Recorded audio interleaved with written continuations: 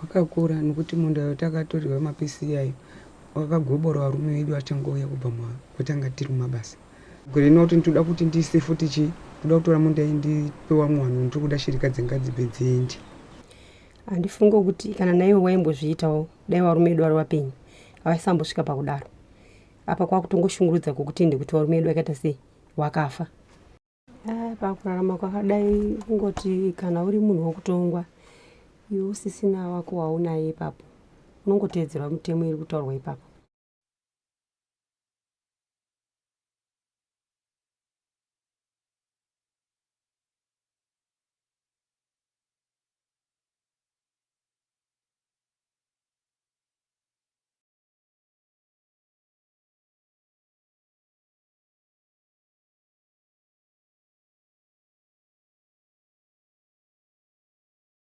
They take all the goods we are using with my husband, even cars, properties.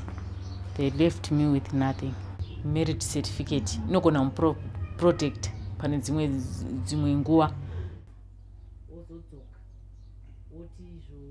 Imagine the process that a woman who doesn't have a marriage certificate has to go through. She has to go to the court, convince the court that she was married, and sometimes even if she might have 5-6 children, relatives turn around and say she wasn't married. An African marriage has always been understood as a communal marriage.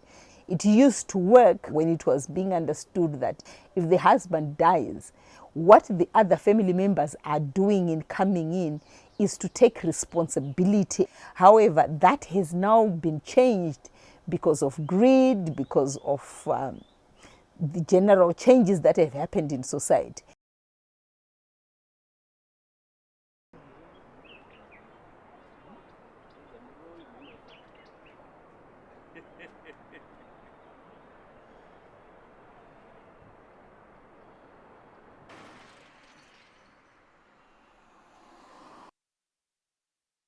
The court fees also, they are a challenge. And I know authorities will say, but perhaps for some cases it's just $5 or it's $1.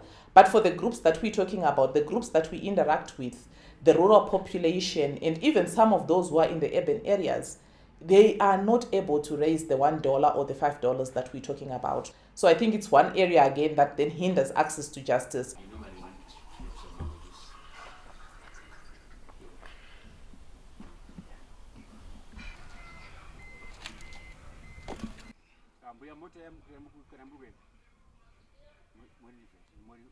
We have to advocate that this has to stop. And I think much more work should be done to do outreach work, advocacy, so that the people are conscious about it, they are educated about it. If my wife becomes a widow, I want her to miss my presence only, and not any other thing. She must have all the property with her. And I am taking care that the property is not grabbed away from her.